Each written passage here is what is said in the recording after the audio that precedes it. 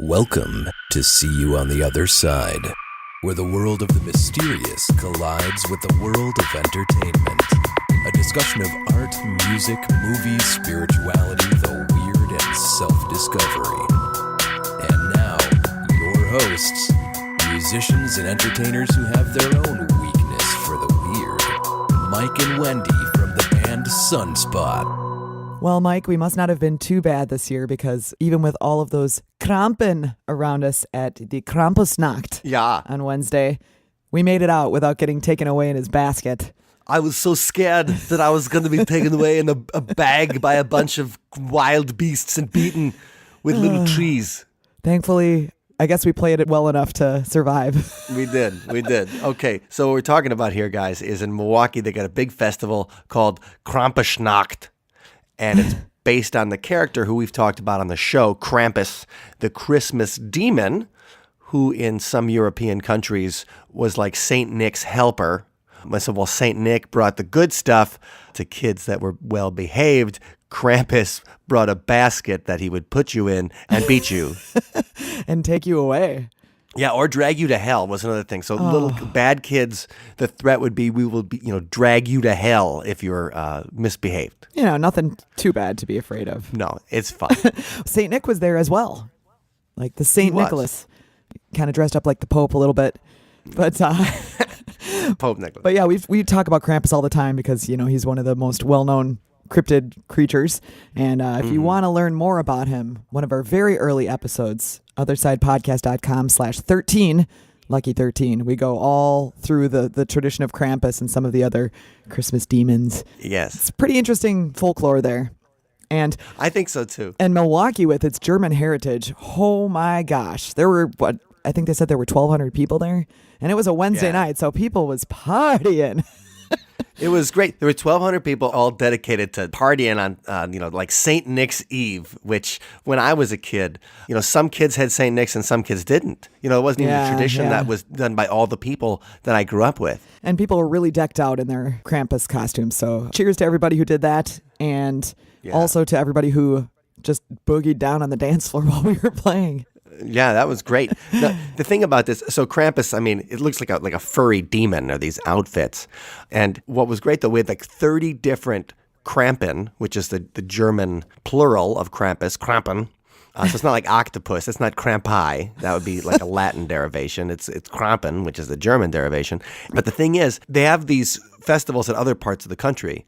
But even Bloomington, Indiana, which is the biggest Krampus festival across the country, Bloomington gets about 5,000 people. Wow. But they still only have like 50 Krampen, outfits. Yeah. So for the fact that Milwaukee's only the second year and, 1/5 the population, but to have like over half as many people dressed up and going all out means that it's a really special event. It was really cool, and I hope we can perform at it again next year, but definitely I'd like to attend again and see how it grows from this year.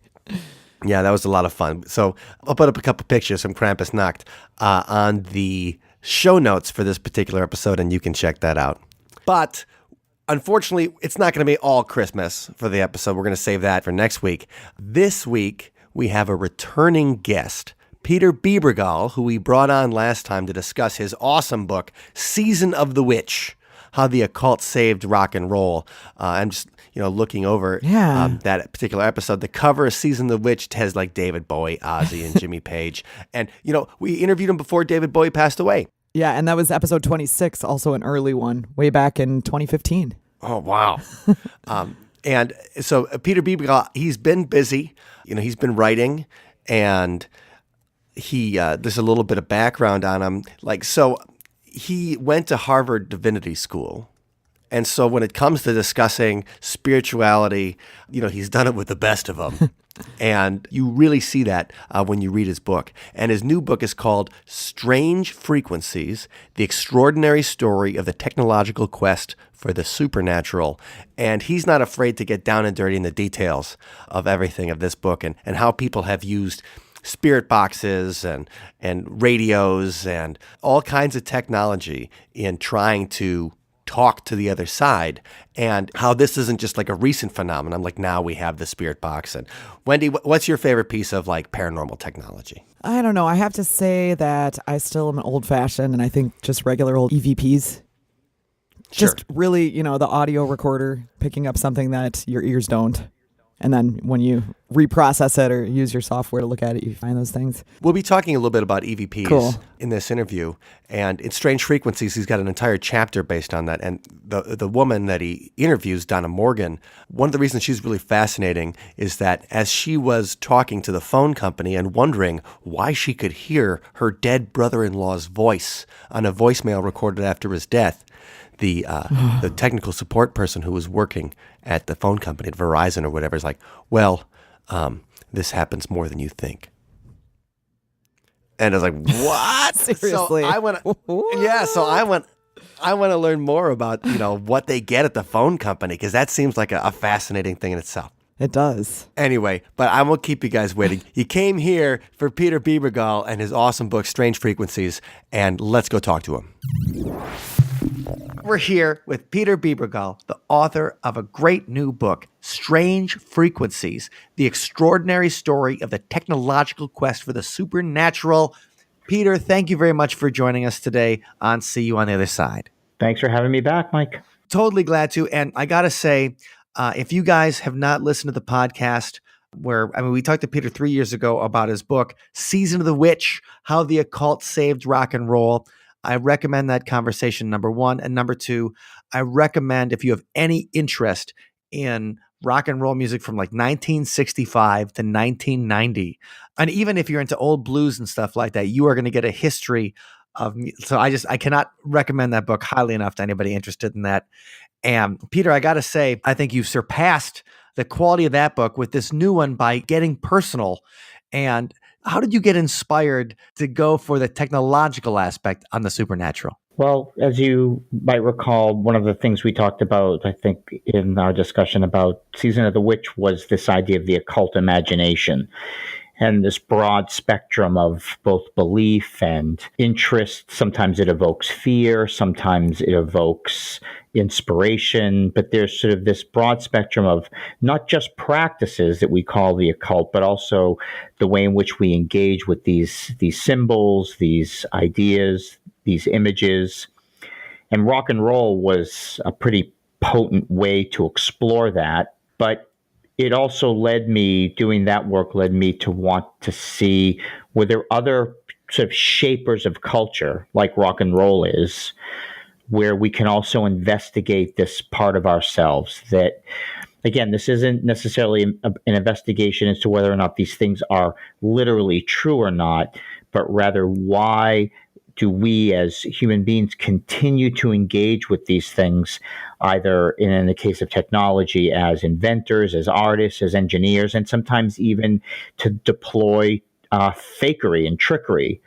And so that was attractive to me to turn my attention towards some other way in which the occult as a field of imagination could be explored. And I, in our talk, we're probably going to use the word imagination a lot. And I want to make sure your listeners know that I'm not using the word imagination to mean just making stuff up, right? I'm talking about this essential part of what it means to be human. It's the place where all of our ideas and inventions and systems of thought arise from. Well, when you're talking about sparking the occult imagination and this whole aspect of it, what's interesting, I think, is, we're not that far away in age.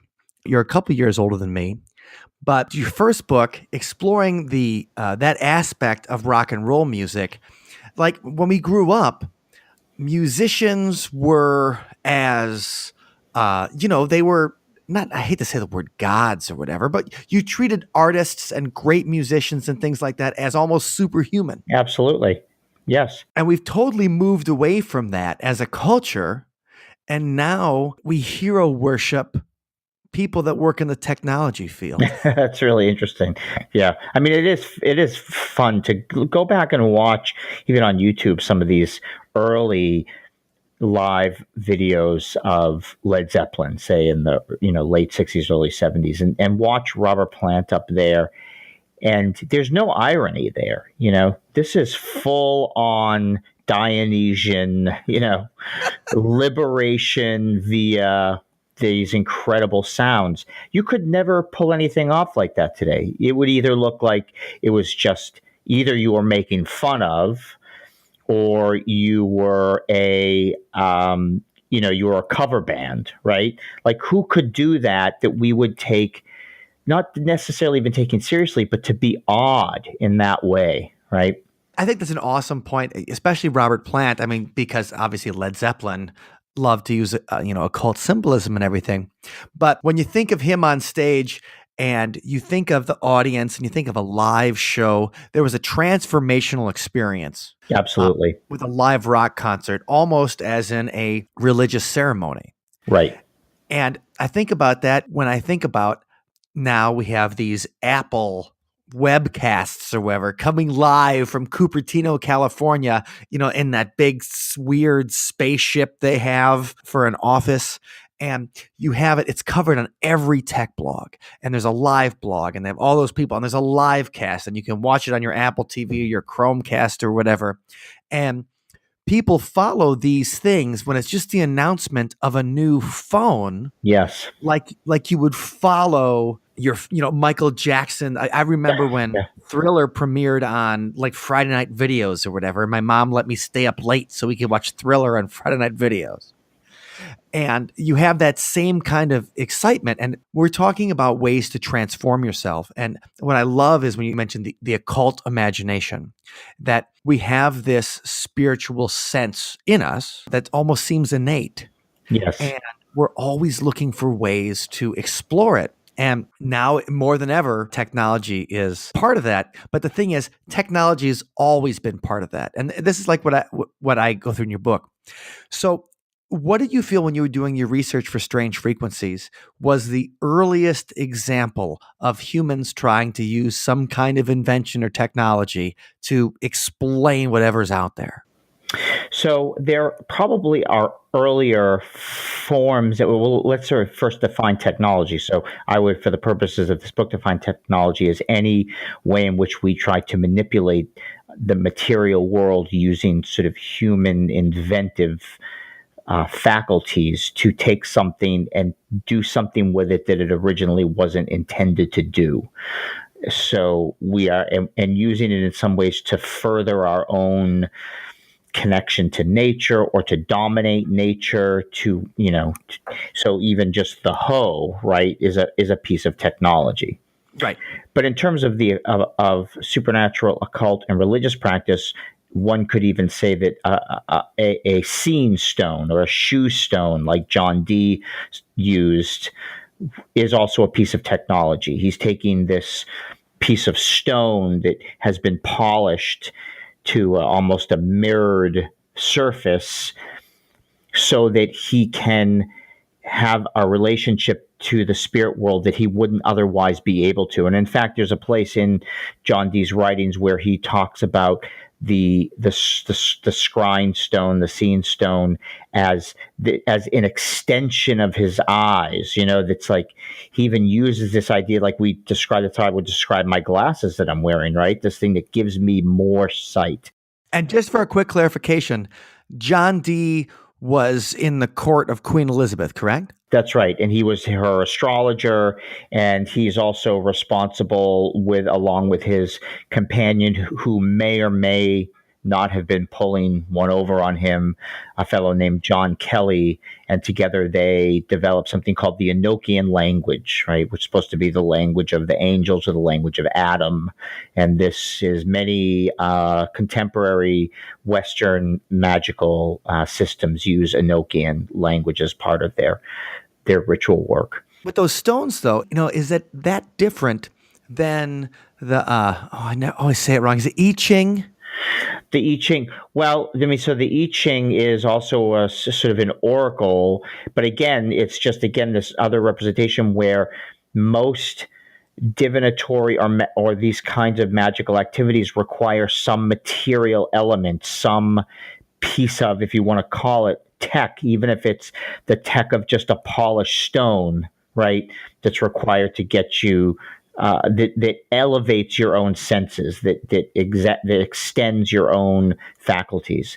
For the purposes of the book, though, I saw the legend of the Golem, the Jewish legend of the Golem, as sort of one of the earliest stories that really captured the idea that the human being, as a kind of inventor, as a maker, and even as a hacker in some way, was building something from the earth for the purposes of carrying out some divine purpose, some magical or divine purpose.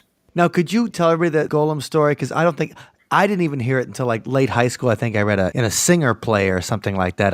When I first heard it. So maybe a lot of our listeners might not have heard it before. So there's many versions of the legend. Even the Brothers Grimm have a version of it. There's obviously, very old Jewish tales about it. The essential story is that the Jews of Prague were being harassed by the Christians in what are called pogroms, right? And so they went to the rabbi and they said, you have to help us. Our lives are miserable. Please do something. Use some power from God to help us. So the rabbi goes and he, based on some Kabbalistic knowledge, constructs this creature of clay, and then and there's different stories, he either puts a Hebrew word on its forehead, often the word emeth, or he puts a scroll with God's name in its mouth. There's sort of different variations. The golem comes alive. It goes to protect the people, but it also goes on a rampage and ends up just going on a mass chaos and slaughter. And the Jews say, no, this is not what we wanted. We didn't want anybody killed. We just wanted to be protected. You have to stop it. And so the rabbi in one of the tales, the golem has gotten so big that he has to climb a ladder. He erases the name and the golem falls into stone and crushes him. Which is basically also the story of like Iron Man by Black Sabbath. Exactly. And there's also the story, the golem is just put to sleep and the golem is still in the attic in the synagogue of Prague. There's sort of these tales. And this story was even made into a movie. It's one of the first silent films, a German film called Der Golem. And this story really captured a lot of not only Jewish but non-Jewish imaginations, and would become very much attached to the Frankenstein legend in terms of this construction of these of something that we are producing life. I actually think they're very different stories. Frankenstein is really about immortality, seeing if we can make human beings immortal by stitching together dead body parts and reactivating their brain. The golem is really building from scratch, imitating God insofar as that God made Adam out of the, quote, the earth, and we will return to the dust, as it were. That the rabbi is performing a similar activity. He's having to do what God does, but of course, but it's much less hubristic than Victor Frankenstein. Yes, that's a very, very important point. And in fact, most of the rabbinical and other commentaries about the golem are always that the golem really isn't that impressive anyways, because for one, the golem can't talk. And so it's not anything like Adam. Not only could Adam talk, Adam was responsible for naming all the animals, right? So, hey, and halfway through Frankenstein, the monster is like quoting Paradise Lost. Oh, exactly. It's actually a fantastic part of the book, of the novel, when that happens. But it's exactly right. So, and I think again, they both speak to this idea of the human being sort of intervening in our own sort of spiritual and material destinies. But for the rabbi, it is again, it's about constructing this tool that will serve some kind of religious or spiritual purpose. And And so, but the golem does become a metaphor, and it often goes back and forth with Frankenstein of things like thinking about artificial life, artificial intelligence. Where is our responsibility to not take this too far? Will the golem, quote, get too tall that we'll lose control of it? And so it does serve, I think, maybe even better than Frankenstein as a nice sort of tale for us to start to ask some of those questions. Well, I mean, the Golem versus Frankenstein, people always talk about Frankenstein as a warning about, technology. And that's true to some extent. But when he created the monster in Frankenstein, he's creating a living, breathing, like something with a consciousness. That's right. Exactly. And when I feel like the story, the Golem, is maybe more like, that movie that came out a couple of years ago with Oscar Isaac, Deus Ex. Yes, I've heard. Yes. Oh, you mean Deus Ex Machina? No, it's just called Ex Machina. Oh, that's right, Ex Machina. Yes. Where he creates, that artificial intelligence robot, and then that's what goes berserk. Yeah, that's right. Yes, and it is also this that it's trying to serve some need, whereas Frankenstein isn't trying to create a monster to go and do his laundry for him. He's trying to conquer. Yeah, he's trying to conquer death. Right. That's the point of what Frankenstein's trying to do, at least in my reading of it. Sure. No, I'm with you on that. And so the Golem is using technology, even though it's not what we think of as tech, but it's using like the earth and the name of God, which, I mean, that always comes up in different, especially in the Kabbalah, like all the permutations of the name. Exactly.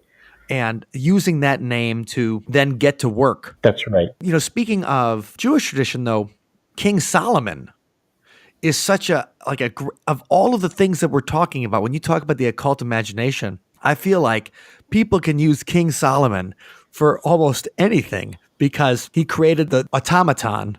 Yes. But like he had like they have stories about the automata in his throne room. Yes, so that's right, and that comes really out of the Greek tradition of these sort of living statues. And you have to remember there was always this sort of internal tension there about graven images, and part of the reason why you didn't have graven images is because was so that you wouldn't worship them. Like the big bull that comes down in 10 Commandments or whatever. If you guys remember, they have Edward G. Robinson. Right. He's like, let's set up the big bull and worship it. And then when Moses comes down, he's like, that's right. That's right. He's like, what are you guys doing? And so what's very interesting there, though, is that we do have a lot of early magical practices that involved animating statues for prophetic purposes, so that the statue would come to life and tell you some secret, right? And it would be a statue of the gods, of course. They were statues of the gods. Like Zoltan and Big or whatever? Yeah, exactly. That's right. But it was, you had to perform all these you didn't just put the nickel in. You had to perform, right. Some very complex rituals, right? What I love about that is, okay, we're starting with that humans have been doing this since the beginning. And you really get into that in the book, in the first couple of chapters, when you go into the golems and you go into the automata, and you talk about the uncanny valley and people trying to almost, recreate humans and everything like that. And then you start getting into, as we kind of move on, and you go up to Lilydale in New York, which is the spiritualist home. Yeah, it's an intentional community there where it's a township, and most of the people live there, as my understanding, are all mediums and have all been able to sort of, demonstrate their chops in some way to the board or whoever governs the town, the people that make the decisions about who can live there. And you can lease some land and buy a house there. And it's usually in the summer where people flock there to sit with mediums and try to communicate with lost loved ones. And we're very familiar in Wisconsin. We're familiar with that because we have a place called Camp Wanawag. Oh, yeah. Which is with spiritualist community here in Wisconsin, and we have the Morris Pratt Institute in Milwaukee that was established based on teaching people how to be spiritualist mediums and everything. Yes, that's right. Exactly. And spiritualism has a long history with technology, particularly because of there's two things first, I think, that are essential. The first is that around the advent of spiritualism was also the invention of the telegraph.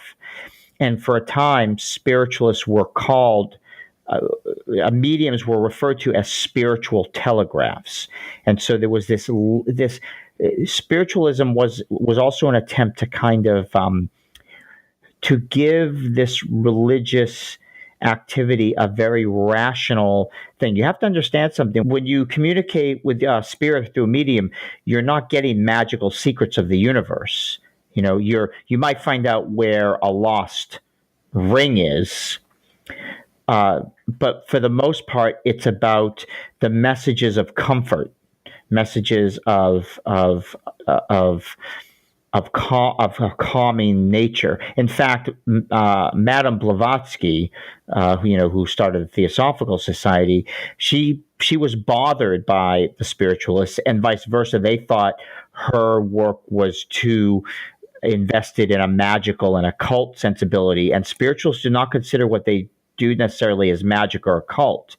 And Madame Blavatsky was frustrated and would think, you have all this access to the spirit world and you're not asking them for the secrets of the universe? Like, you're completely wasting, your dime, as it were, on the phone. So it's very important part to understand that to call the spiritualist, the medium, a spiritual telegraph was, again, partly this kind of linking it to something that's very rational. This is just a kind of technology. The human being is just a metaphor, the technology is just a metaphor, this very rational scientific thing. And so very early on, spiritualists and the community became very excited about things like spirit photography, because here again was something that demonstrated the reality of spirits, not as something that happens through dreams or prophecy, but just a fact of what it means to be alive and then no longer alive. So almost like obviously the antithesis is supernatural, because it's not super, it's just, regular, like talking to somebody in the telegraph, like calling somebody up, like anything. That's right. It's so like preternatural. It's just a little bit more than what we're accustomed to. You still, but the thing is, you still need special tools. You need the medium, or you need the camera in the case of the spirit. And what's interesting about spirit photography too is that the camera, it's not that the person taking the picture is necessarily doing anything special. It's that the spirits on the other side are themselves manipulating the technology to imprint themselves on the film. That in a lot of the early spiritualist writings about spirit photography, there's suggestions that the spirits themselves are kind of acting as hackers, right? And they were waiting for us to kind of invent this camera, this technology, so they could make themselves known in this way. So they're just manipulating the photons and the light and the chemicals and all of this to appear. And it's something that they want to do. And so you set it up. You say, somebody would go into the photographer's studio and they would sit down. They'd said, like, I hope that you can photograph my brother John, who died in the Civil War. And the photographer would say, as they were taking the picture, John, please appear to us, show yourself to us on the camera. It's not that maybe John might be here and we just have to hope. It's you're calling the spirit to participate in this technological activity. Now, is the medium is part of the technology here? Because are they the ones that can call them forth? Or is it just they're always here and the medium finally is the one that can hear them? No, I think it's that I think in somebody like Mumler, who is a Boston photographer, he might have said that he has become so attuned to it that he can call the spirit to then work with him and the camera to reveal itself. And so, obviously, spirit photography was huge in the late 1800s and in the early 20th century when spiritualism was such a powerful cultural force. Now, but it's still there. We have it in Wisconsin. It's there in Lilydale, New York. And when you went there with Shannon Taggart, who is a spirit photographer, when you walked in, and you're a guy who's obviously interested in this kind of stuff, you have an occult imagination, but I would say that reading enough of your stuff that you don't let your occult imagination get away with you. Yeah, that's a nice way to say it. So you go in there, and what was it like? Had you ever been to a seance like that before? Like not a seance that's kind of magic or a show, but a seance meant to straight up talk to the dead before? No, and I want to make sure though that one thing that I think wasn't always clear in the book that I should make sure is that you can work with mediums in Lilydale, but the seance that I went to where we went to sit with a medium who was going to produce ectoplasm, that happened on the outskirts of Lilydale. I mean, very close, but in the history of spiritualism, early spiritualism was very much about these performative seance activities, very dramatic. Ectoplasm, spirit cabinets, table wrappings. This is sort of what we refer to as sort of the Victorian era of spiritualism. The Fox sister kind of thing. The Fox sisters, the Davenport brothers, a lot of stuff happened on stage.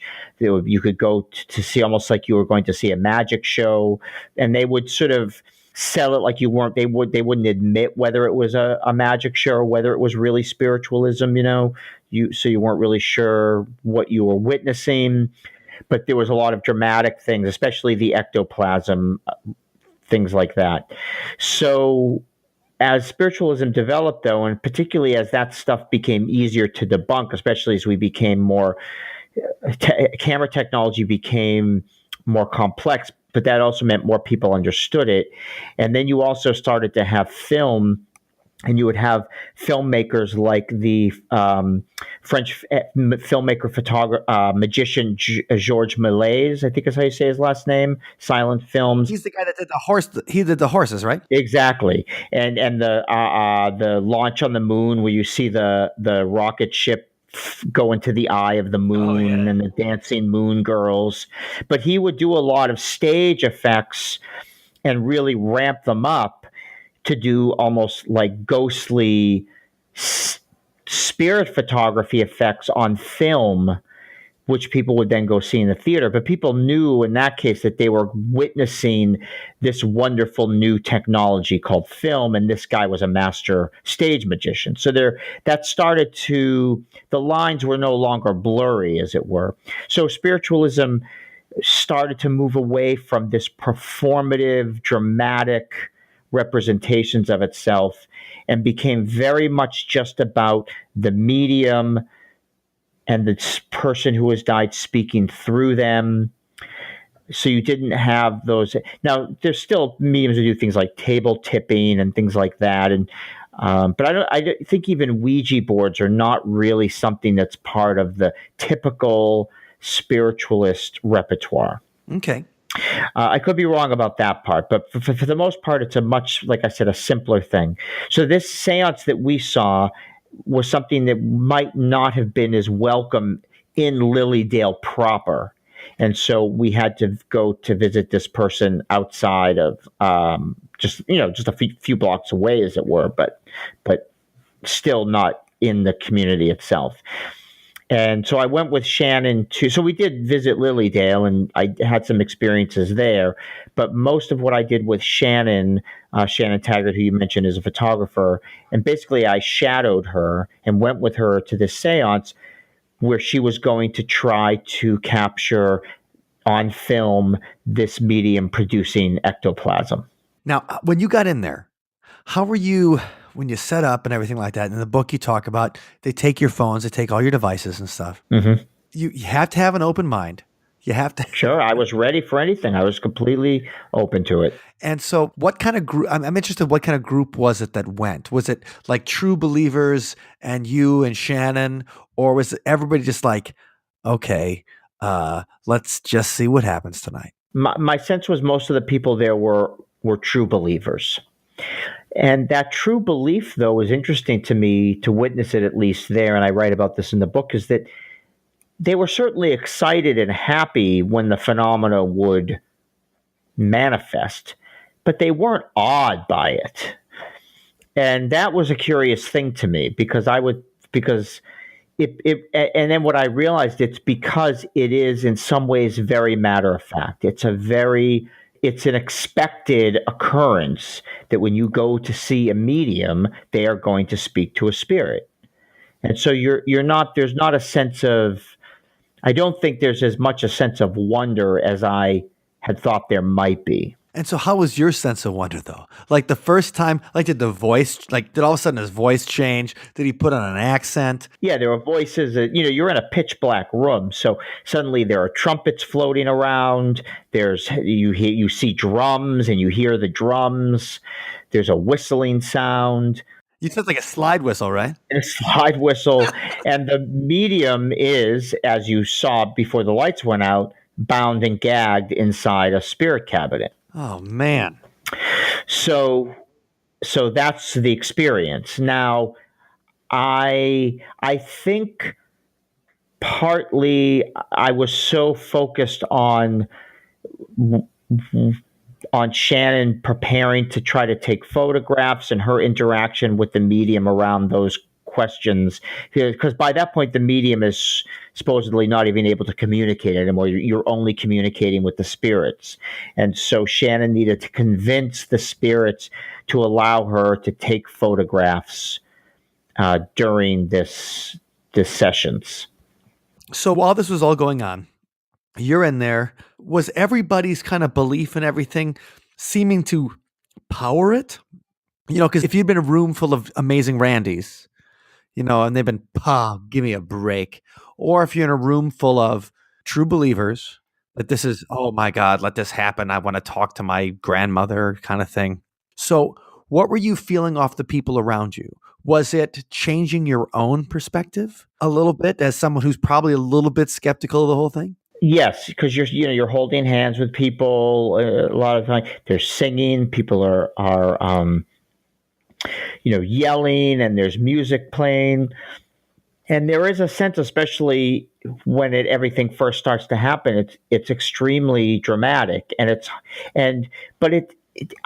think that I gave over to it in the same way, and I think we have to connect this in some ways back to Season of the Witch and rock and roll. Sure. In the same way that I would give over to a certain musical performance. And I say that with all due respect. It's not the question at that point of whether or not there were actually spirits in the room was kind of irrelevant. What was happening was there was this performative experience that was altering consciousness, right? And so the play for me here is in allowing my consciousness to play in that field, rather than sitting there asking myself, is there really a spirit in the room? I mean, that's not even an interesting question to me, to tell you the truth, right?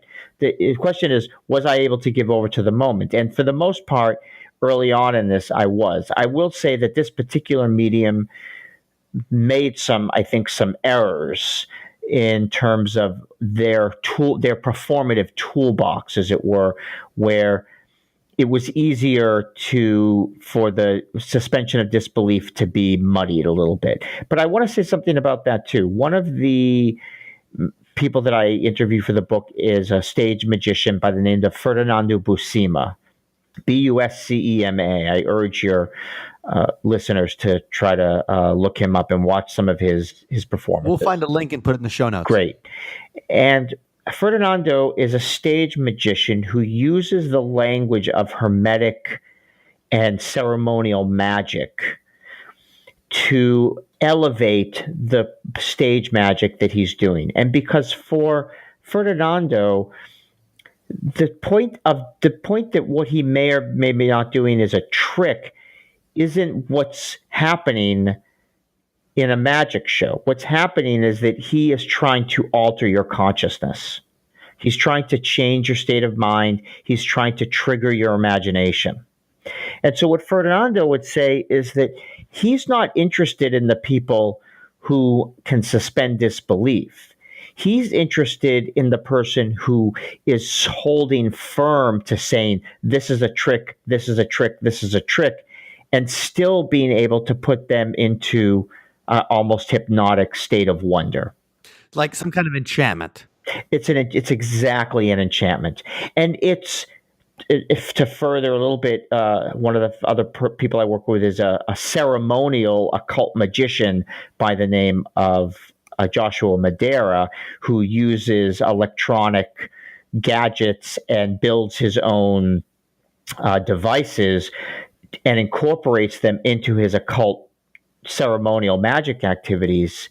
He's perfectly open about the fact that when he does a sort of, public or, in an art gallery performance of his magic using technology, that some of it, of course, is what you would call stage magic tricks. Sure.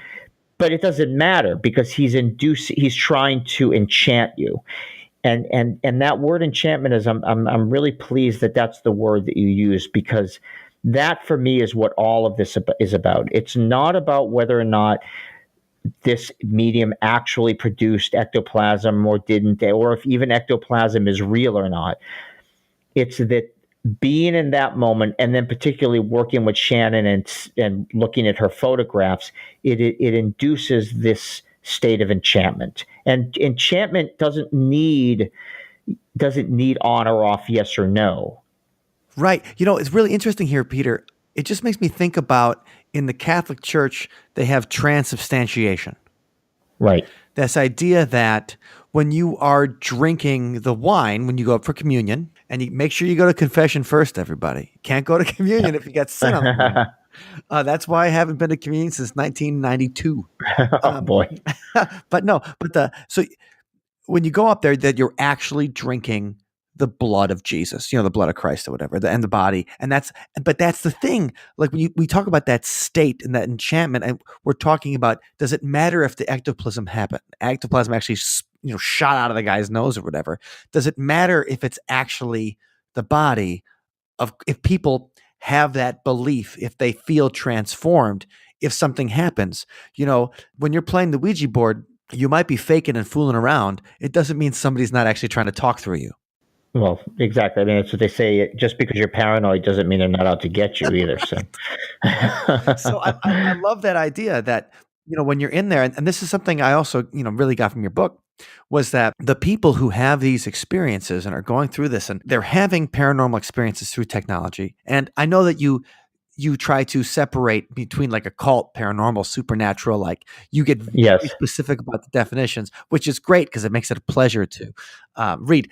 Real quick, before we get into the last part, I want to quiz you on the electronics. Can you give me the kind of differences between the words? Because I know you try to be very specific about the verbiage. Yes, and I know that this is a little bit contentious and not everybody agrees with my definitions, and I completely get it. But so I define the occult typically as having to do with a spectrum of practices and beliefs that have to do with the human beings' manipulation of some activity, some activity which is intended to manipulate the spirits, to either communicate with them using methods such as divination, ritual magic, correspondences where like is to like. And if you want to activate the power of a certain planetary nature, you might use a particular plant or a particular stone or a particular color to create that correspondence of energies. Things having to do with invocation and evocation. So that's, again, a very broad spectrum of prayer. I would even put tarot cards potentially in with all of that.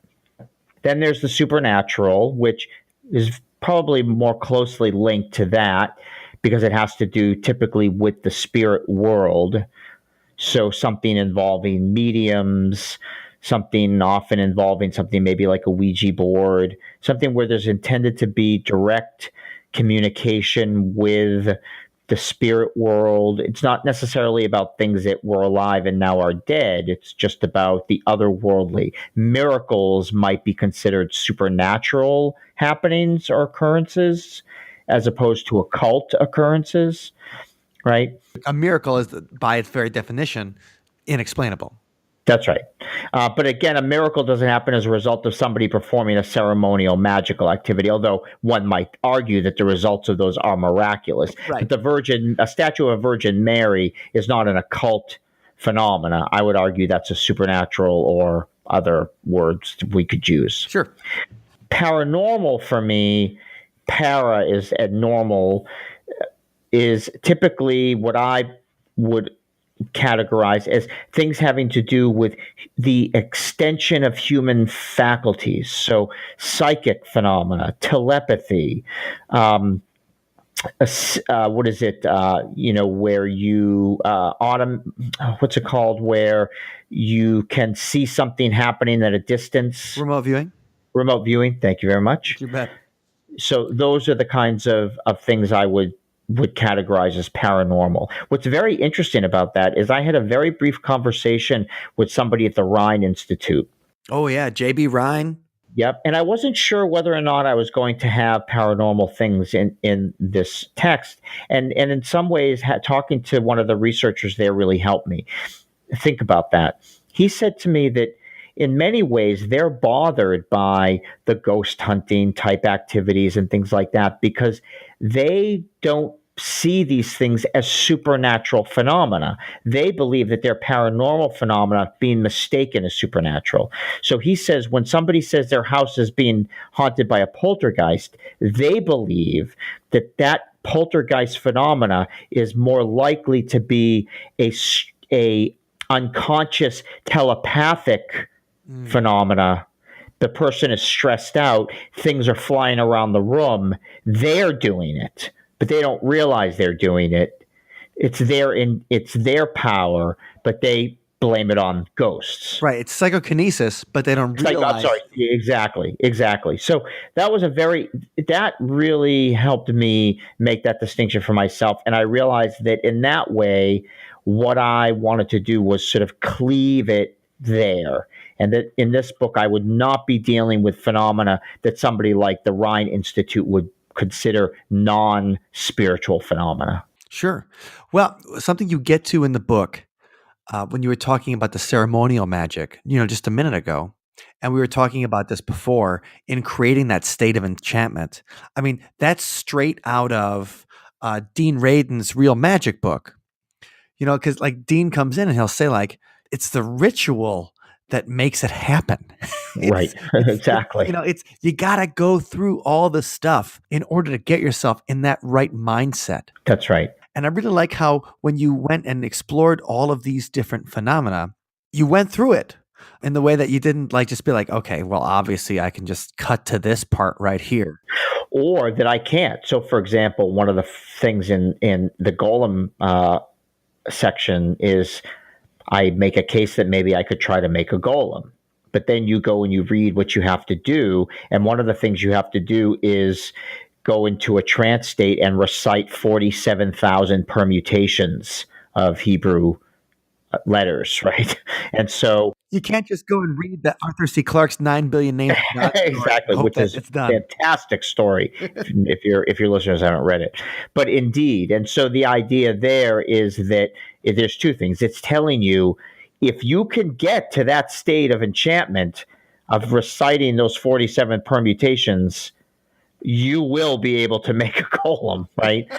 But at the same time, it's also saying you're never going to do that. Right. So whatever that means then in terms of what the golem actually is or isn't, I think is a very powerful way in which that is a playful thinking about all this. So, the last section of the book, you go through and you get to the electronic part.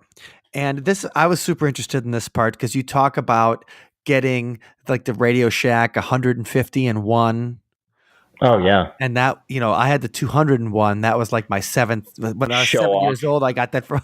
Right. I think I had 75 in one was the best I could get. I think I was just a couple of years behind you, so that was just what was cool in 1983 or whatever. By the time that I got there, So yours had it was like blue and had the plastic blue speaker.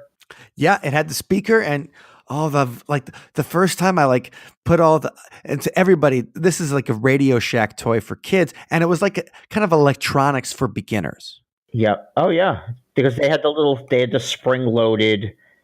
You put the wires into the little springs, and it was a circuit board, and you would just take wires, and you could do all these different things. They had 150 experiments or 200 experiments of things that you could do by following the schematic of the wires and putting it together. And I remember the first time I made like a light meter was that I was like, oh my God, look at this! Like I put these wires here, and it tells you how light it is. Right. It blew my mind. Exactly. When you said that, I high-fived the air when I read that in the book. That's funny.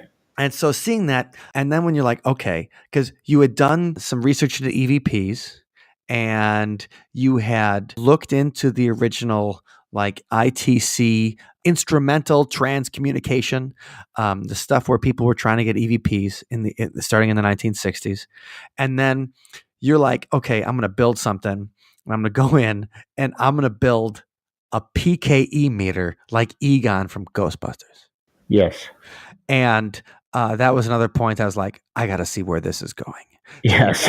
So you go in there. What were you trying to look for when you were trying to build a PKE meter?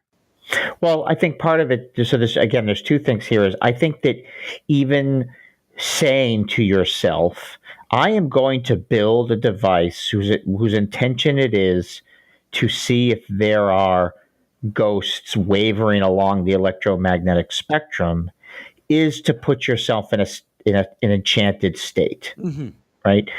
Because you have to even do the thing, you have to be able to be playing inside of that space.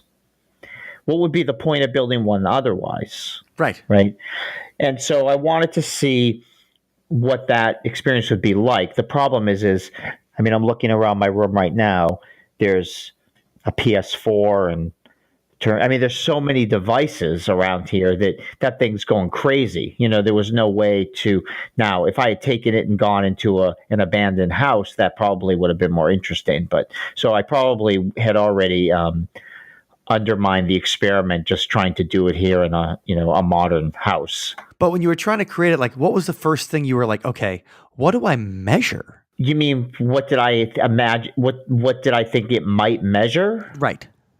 Well, yeah, the idea are there potentially spirits in this room that are playing along those frequencies that would be able to be picked up by this device? Okay. And so when you were visualizing it and thinking about it, what were you thinking the frequencies or the fields that spirits might screw around on? Well, if I understand your question, I think it has to do with, and this goes back to the whole EVP and spirit photography thing. And I think that this is very important. There's a couple of ways to think about this. The first is spirits are always around us, and we just have to be at the right place at the right time to capture them. And these technologies allow us to do that. Okay, that's one way to think about this.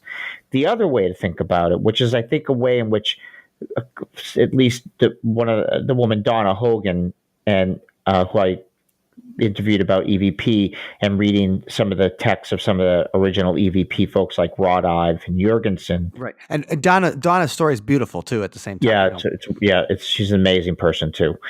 Is that the spirits again are waiting for us to take technology that they themselves can manipulate to make themselves known. Spirits don't have voice boxes if they're actually disembodied souls. So they ride along these frequencies, and if you take a radio and hack it in a certain way or build one of these meters, the meters, right? The K2 and stuff like that. Then the spirit will say, "Oh, thank you. Now I can communicate with you, and I will use this technology, And so you have this relationship that's back and forth where both the person and the spirit are acting as these mutual hackers that have taken this technology and are using it in a way that you could argue it was not originally meant to be used, Right. are breaking it, and so that there can be this communication between the worlds. And I think that that's a more interesting way than rather to think there's just spirits all around us, and may or maybe not, I'm going to pick it up with my little meter here, as to say that once I have the very act of making the thing opens the door to the potential for the interaction. Does that make sense? Yes, no, it totally does. And what I love that idea there is that it also opens it up to all kinds of different technologies. That's right. So it doesn't just say that, okay, well, you know why the spirit box works. The spirit box works is because it's super easy for spirits to talk through the AM radio, or, as it goes through. Right. Or why the Ovilus works, because, the spirits just love the Ovilus corporate. I don't. Right. Exactly. What I like about that is saying that it's intention on both sides. That's exactly right. That creates something. And this also goes back to that idea of enchantment, where we have, you talked about, you have to be in the right mindset. Like, I'm going to make something that's going to find ghosts in this room. Let's go do it. You're trying to find a way to get to the right mindset. And what if on the other side, it's the exact same problem? Exactly. Right. Oh man, now the ghost is like, no, I got to meditate for 20 minutes. God, exactly. Yes. And there's this very funny thing in one of the early spiritualist texts. They ask this, with a medium asks the spirit, how does spirit photography work? And the spirit says something like, well, we do certain manipulations of the photographic plate, but actually it's a little bit too complicated for you to understand. You would have to be on this side of life to be able to see what it is we actually do. So there's they also have their own secret knowledge of that they have to perform. Right. And I love that idea too, because it's technology on the other side as well as ours. Right. A couple of questions from listeners who were interested in, when I was saying, like, hey, I'm going to talk to Peter Bebergal about his brand new book. Is there anything like, if you heard him on Coast to Coast or anything like that, is there anything that, we should ask him on the show? One of the first questions I got was from Chuck Martin, who's one of our listeners, one of our Patreons. Hi, Chuck. He's interested. Did you do any research at all into like the Kinect SRS cameras? Have you seen people use those on a ghost hunt at all? No. Maybe you could tell me what those are, though. I'm curious. It uses the same kind of technology that like the Wii or the Microsoft Kinect uses in their video games. Oh, yes, like yes, motion yes. capture. Okay. Yes, yeah. And so sometimes you go on ghost hunts and people just have the cameras that kind of use that, and they'll see motion in the side of the room and they'll be like, well, that's the ghost. Okay. So I didn't know if you had a chance to see No, I had not done that. That's very interesting, though. It would have been interesting, too, if I had because I know a lot of people hack the Kinects. Right. To do different. It would have been, I wish that I had known, and if I had one, I might have tried to do some experiments. That's for the second edition. Yeah, exactly. All right. Another one from my sister, Allison Jorlin from Milwaukee Ghosts. Allison enjoyed the Audible version of Strange Frequencies, which is also available, guys. And we're going to have that link in the show notes. You can pick it up if you just want to listen to it on your commute. She was wondering, which technology did you find had the most promise for you personally? Well, it's a big question, I guess, because what does it mean? What does that mean for me personally? I would say, though, I will say this to that. The first is that looking at my work with Shannon, her photographs are in many ways the essential component of this book. And for a couple of reasons. One, just because they're astonishing. And you should be able to link. She has a page with many of her photographs available. Oh, yeah. So we'll have that link in the show notes. But one of the things also is her approach where, Shannon says to me, and it's quoted in the book, she says, I'm not trying to clarify anything. I'm trying to create these ambiguous states So she doesn't take a picture to say, see, I told you ghosts exist, or see, I told you the medium is a fake. That's not her intention on either side. She's trying to demonstrate by, in many ways, misusing her equipment, by misusing the camera, keeping the shutter open for too long, letting too much light in, that these enchanted states, these ambiguous liminal states become more resonant, and that it's okay to be uncomfortable in those places. We don't need an answer. We should learn how to not have an answer in some ways by experience. So those were very potent for me. And like I said, really were in many ways the core of this work. I also find that just because I just love them and they always enchant me is the early automata. So if people, want to do some searching on, 18th century automaton and look at some of those devices, and you see these things like the automaton that can write a sentence, and these eerie ways in which that what you're looking at is a watch, work device, clockwork device. Right. It's like we're becoming the, they talk about the universe, like God's the clockmaker. Exactly. And you look at them and that that's what it is. And there is something that still so immediately inspires this sense of wonder that you almost question, like, why do I feel this way knowing that I'm looking at something? Is it just because it's a wonder of technology? But there's something more than that that's happening. There's a living quality that emerges that I think is really remarkable. I watched The Silver Swan like twice yesterday. Oh, what do you think of it?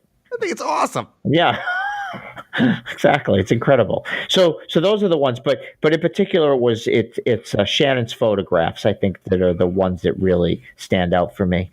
Awesome. Well, I want to make sure your EVP experiments with your father's tape recorder were very brave. When you go back to the postscript, and you talk about playing the tape and hearing your mother's voice, and your son never hearing your mother's voice, whatever. That was particularly beautiful. So everybody, this is in addition to being very informative, it's also Peter's personal journey. So I want to make sure you guys are going to really enjoy the book. And so I just wanted to say that, Peter, you were very brave, I think, for going in and working on your father's tape recorder shortly after he passed. Yeah. I appreciate that. Because the thing is, you'd love to have an EVP, but are you ready to have that kind of EVP? Exactly. When your heart is so raw? Exactly. So that really is something. So, Peter, if they want to pick up a copy of Strange Frequencies, where can they do that? Sure. I mean, I'm sure your local bookstores either will have it or can order it right away, but you can also get it at any of your regular online retailers, easily. And do you have a website where people want to join a mailing list or anything like that? If they look for me on Twitter, just my full name without any periods, if you want to put a link to that. And my email address is also in my Twitter profile. So I'd always love to get a note. We'll always write back if somebody writes. Fantastic. Well, I cannot wait to find out the next thing that you're going to explore. And the thing is, I have got like 25 questions here, of which I've got about 23 we haven't even got to yet. So I'm going to have to get you in. When we start deep diving on some of these topics on the show, we're going to have to bring you back. Thank you so much for having me again. Once again, we want to thank Peter. If you guys are interested in picking up a copy of Strange Frequencies, you can find a link to pick it up at othersidepodcast.com/226. And that's where the show notes are. And you can see our cramping photos and read a little bit about it as well. Wendy, you know what's exciting?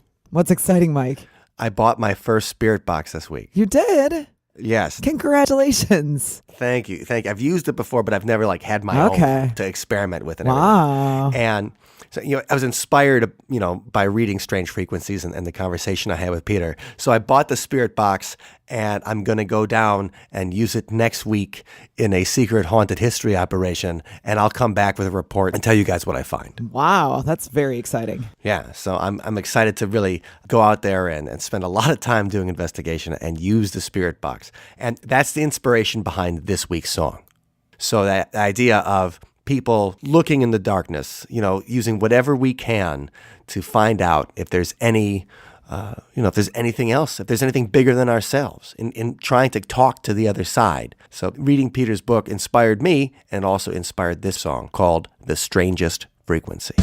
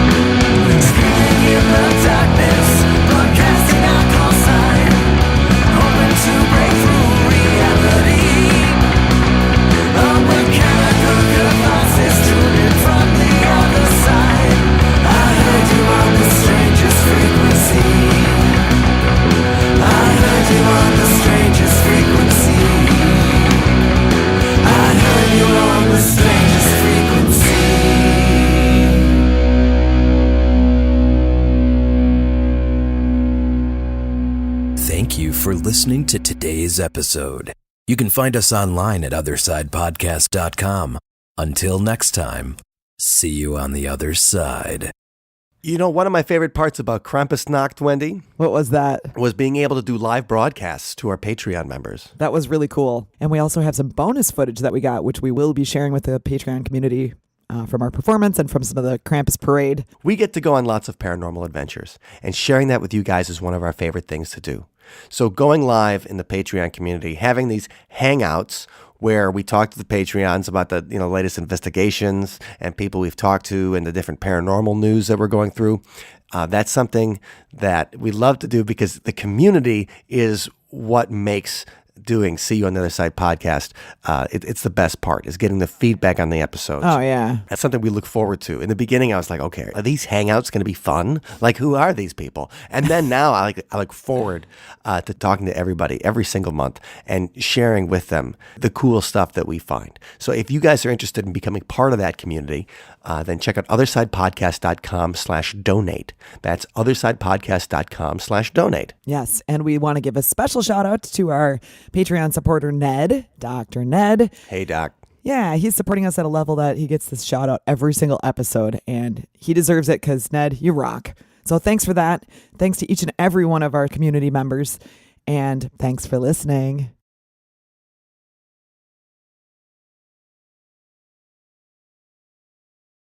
Well, Wendy, Mike. all right, sorry. You go. You start up.